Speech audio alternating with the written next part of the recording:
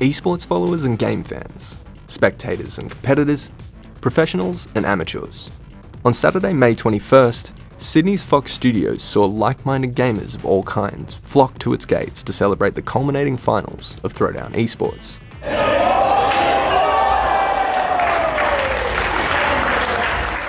Since its debut season earlier this year, Twitch's exclusive media distributor Showdown has ensured the young esports series hit the ground running, gathering enthusiastic sponsorship, vigorous presentational talent, a staggering prize pool, and a passionate following both online and offline. Throwdown has since cemented itself as a rapidly growing name in the realm of Australian esports.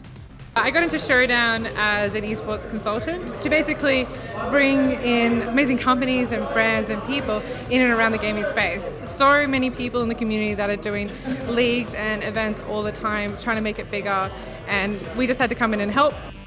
Over the course of one exhilarating weekend, Throwdown concluded its 2-month-long sophomore season with the closing matches of its 3 finals brackets, encompassing 3 very different competitive multiplayer titles: Counter-Strike Global Offensive, League of Legends, and Rocket League.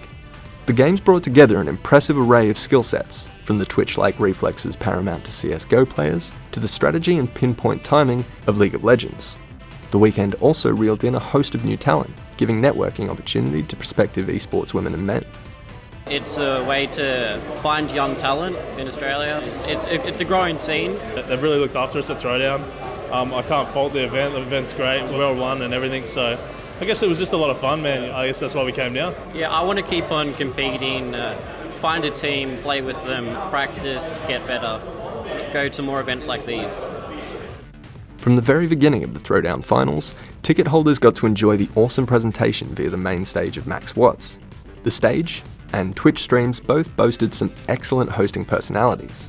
With their deconstructive commentary, cheeky banter, and insightful backstage interviews, Throwdown stage and stream talent ensured a heightened engagement that would otherwise be absent from such an event.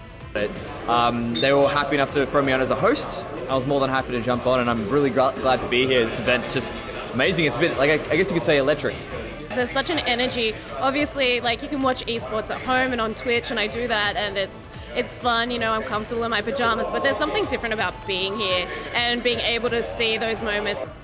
As audiences entered the venue on Saturday, they were also greeted with a memorabilia stall, food and bar services, the VIP area, and most importantly, a game station, to keep those reflexes sharp, or just to kill time between matches. Dazzling strategy and professional moment-to-moment gameplay dominated the weekend, but for CSGO and LoL players specifically, Throwdown embraced a community-driven approach with Saturday's inclusive Pro-Ams, where amateurs could face off against star players for their share in the prize pools and the spotlight. Season 2 featured some awesome appearances from the pros, including the LG Direwolves and Abyss Esports. Oh, we've actually just come back from an international tournament, so it's obviously really different. Yeah, it's really cool. It's got a really nice vibe to it.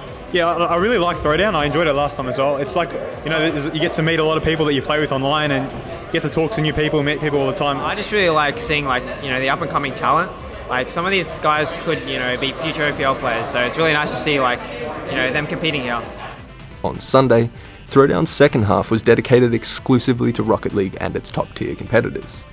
Unlike Throwdown's LoL and CSGO events, however, for the record number of Rocket League teams signing up this season, these finals were about much more than just a prize pool.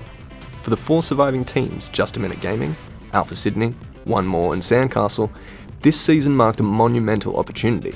For the first time in history, the Rocket League Championship Series was offering 2 qualifying spots to Oceania, making Throwdown the international qualifiers for the entire region. As soon as we looked at Rocket League, I knew that it was a game that we had to do. The community is incredible. I think I always knew that we would get RCLS qualifiers, but I did not expect it to have it by season 2. It's just the huge matches, the crowd, the excitement, and the first chance for OCE to go to RLCS. It's a huge moment, not just in Rocket League history, but in esports history across Oceania. Coming off the back of the top team's grueling season-long climb, the finals were not mucking around. Following consecutive losses, One More was knocked out of the tournament after just 2 well-fought matches. Sandcastle and Season 1 champs Alpha Sydney moved on to the winners' semis, going head-to-head for the first spot in the Grand Final and the World Series. It was a game of incessant push-pull, perhaps the best match of the day. After reaching the 5th and last round, the final game of the match saw an exhilarating overtime scrimmage, Alpha Sydney only just coming out on top, netting the first spot in the Rocket League Championship Series. After knocking out One More in the first losers bracket final, Jam Gaming were poised to fight their way back into the Grand. Sandcastle, coming off a crushingly close battle with Alpha, were not going down easy, and had just become the fan favourites with their admirable effort the previous round. Again, Sandcastle pushed it to the last game, and again, if going off skill alone, it was far too close to call. Only in the final moments of the 5th round did Jam Gaming secure the remaining spot. Yeah, no, it definitely feels amazing. It's kind of almost a once-in-a-lifetime experience sort of thing, being able to travel overseas for free and play a game that you just enjoy. And it's kind of hard to put into words because it was the goal since like the very first RCLS, even when OCE wasn't invited. So to be able to get it, it's a dream come true. The loss on Sandcastle's part, however, did little to deter their post-tournament celebrations. We played really well. If we lose and play well, I'm happy. We've had a couple drinks, but we're just getting started. It's like 6 p.m. We've got all night. That's a shoe right there. I might be doing a shoey in that. Now all that was left was to crown the reigning champ of Throwdown Season 2 and Australia's first seeding team, with the climactic finale between the 2 Oceanic representatives capping off the afternoon.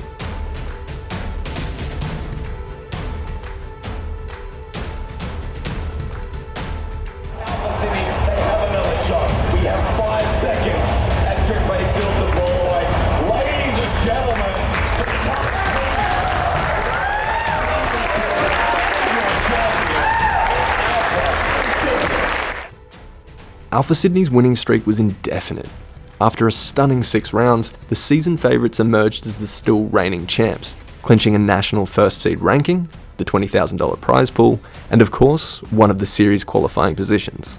At the end there, we just kept it simple, didn't make any mistakes, and and at the end, once we put the goal away, we were really happy because we made it. But we still wanted to get first seed, and that's what we did. We've been number 1 in OCE right now for a while, and it's time we get to see how we go against the rest of the teams in the world. The teams today were fantastic. They put on a huge show, and really Alpha Sydney coming through, deserved champions, but had some really surprising efforts by both One More and Sandcastle.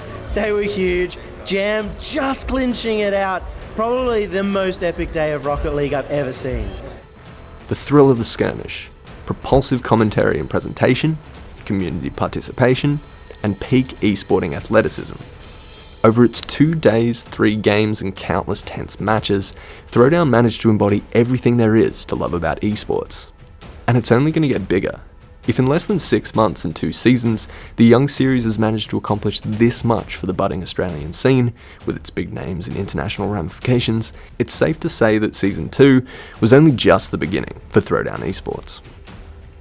Matthew Waite, Gamers Classified.